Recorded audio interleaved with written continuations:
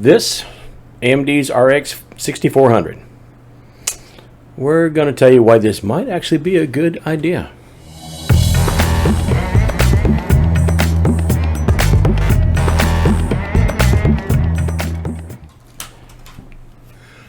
So in this rather unassuming box is AMD's latest effort to the budget market. It's supposed to retail for around $150. I bought it for a little bit more than that. Don't tell anybody.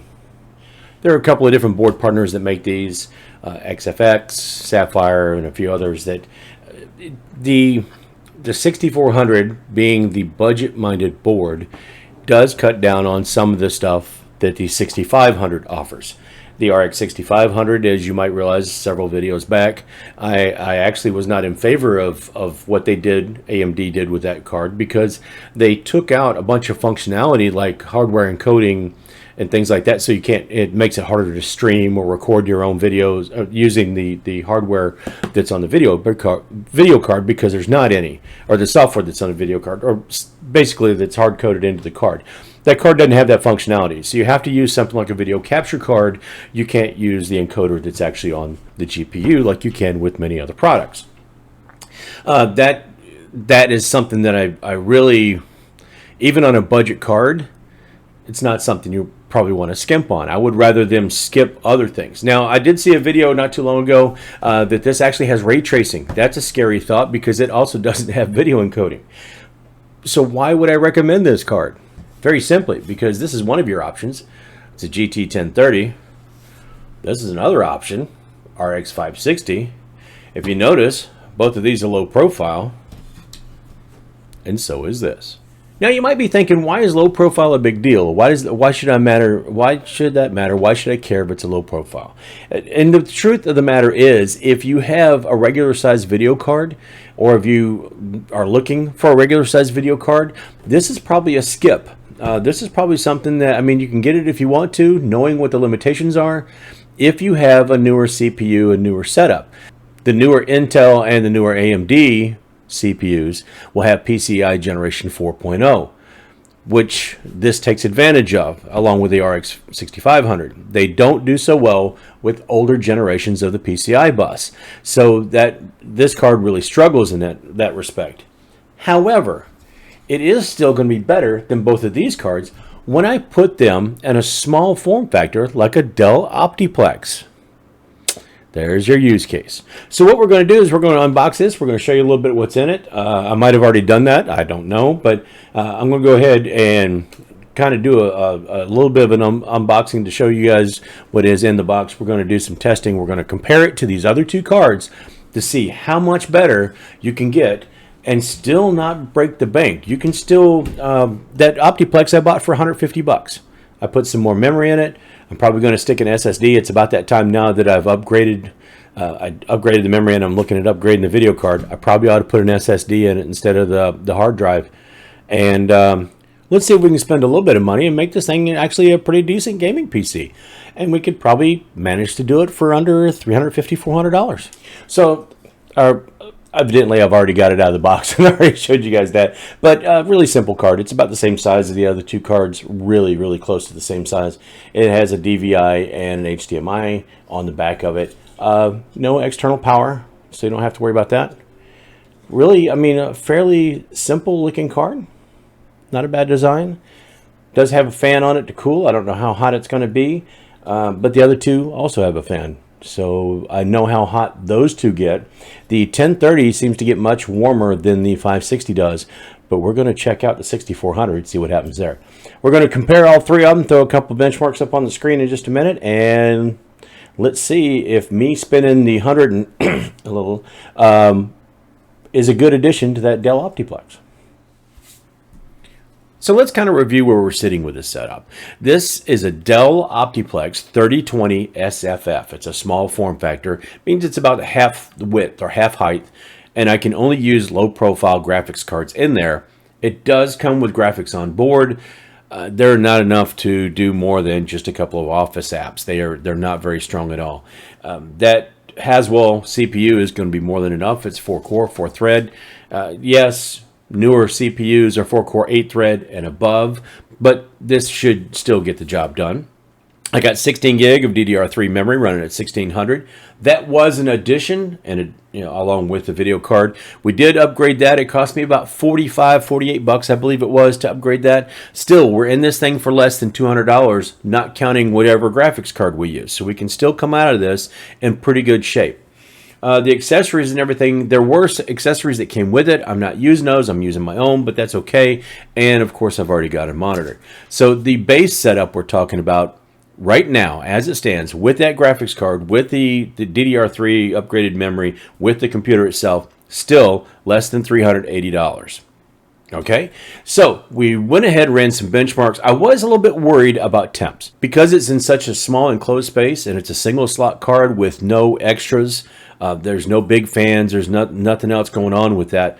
I was worried about the airflow going across. But as I kind of found out during all the testing, I didn't really have much to worry about there. It never pushed above 78 or so at the hottest, and most of the time it ran between 70 and 72 degrees. It was pretty good. It was pretty decent. I didn't have any issues with temps. The CPU always stayed, however they've got that configured in there. That's one of the things I will give them kudos for, because the CPU never went above like 63, 64. Didn't have any issues, and these benchmarks, I usually do tax both CPU and GPU a pretty good amount. Started off with Shadow of the Tomb Raider, and the first thing I'm going to show you is how much better the RX560 was than the 1030. Now, we're using that as a frame of reference because this kind of holds through to all the rest of the tests. You can see that RX560 is about twice as good as the 1030. And again, this 6400 is about twice as good as that 560. That's going to hold through for most of our tests. And when doing Borderlands, same type of thing. Now, this is the one thing where it did get a little bit warmer. For just a fraction, it went above 80, not very much. It usually held right around that 78. And I did see one or two peaks, but for the most part, it was between 76 and 78 during most of the tests. Didn't cause me any kind of problem. And my worries at that point, because this is one of the warmer tests, my worries at that point were gone, because I knew that this graphics card could stand up to that and it would be just fine. Far Cry 5, again, we're looking at good temps and we're looking at predictable benchmarks here. I guess you could say that is exactly what I expected. So far, the 6400 is looking pretty good. It's looking exactly the way I want it to look. Forza Horizon 4, again, the same story, not to beat a broken record, but it is just as, we're talking roughly half again as much, and it is a solid performer, especially for the price. Now, I'm going to stop here for a moment and remind you guys, or to let you guys know, that I actually paid more for this RX560 than I did for the 6400. Okay? At the time, I thought that it was a decent deal. It's not a horrible deal, but this 6400 actually is showing itself. We're going to talk about why that might not have been such a good deal in just a minute. For our esports title, we went ahead and went with CSGO like we always do. I am thinking about adding more esports titles, at least one or two, maybe like Rocket League or something, Rainbow Six Siege, Valorant. I'm a little bit worried about trying to add something like Valorant, because if I get on and off of that too many times, it might boot me and restrict my access. I don't know. I haven't played it enough to find out. Not very good at it, okay? There always has to be one test that messes with my sanity and try to figure out what I'm doing. And this time it was World War Z. I had almost identical results between the 1030 and the 560. I have no idea why. I went back and retested. I usually do these blind. I will go ahead and do the test. I will go ahead and write everything down. I will transfer it into the spreadsheet that I've got. And when I went to do it this time, I realized that they seemed to be far closer than I would have expected. So I went back and ran them again and got the same results again within a frame of each other. So yes, the 1030 and the 560 on this system are giving me almost the same results. Don't know why. Horizon Zero Dawn, again, it went back to, it's usually my problem child. This time it wasn't. It performed about like I thought it would. No, let me take that back. It performed about the way I thought it should perform, not the way I thought it was going to. This is my problem child most of the time. When things are looking good with, say, Forza Horizon and World War Z, you go back to test Horizon Zero Dawn, and it completely makes you scratch your head. This time, it's about what it should have been under normal circumstances. One thing I did notice, I was in the menu of Horizon Zero Dawn, and I noticed that it had a setting for sharpness. I thought, all right, let's check it out. So I did go ahead and play around with the sharpness and realized that it had a setting for the Fidelity FX, the super resolution from AMD. So checking that out on what would normally be 1080 high, I went ahead and tested it, and it went from 42 frames per second up to 54 frames per second, which is a notable difference, and makes me think that maybe I should go ahead and try to run some more tests of this type, and maybe even, because this does have ray tracing, see what the ray tracing on this would be like. So that will probably be coming in an upcoming video, just to check out some ray tracing and seeing which games are compatible with some sharpness tests. It's already turned out to be a pretty decent card in here. Maybe it can turn out to be even better. I don't know. So we'll have to kind of check that out and see if there's any big differences, or if it makes a measurable difference like it did here. I mean, that's like a 20% jump. That's pretty noticeable. And it was on basically what would be 1080p high, and the quality settings for the sharpening.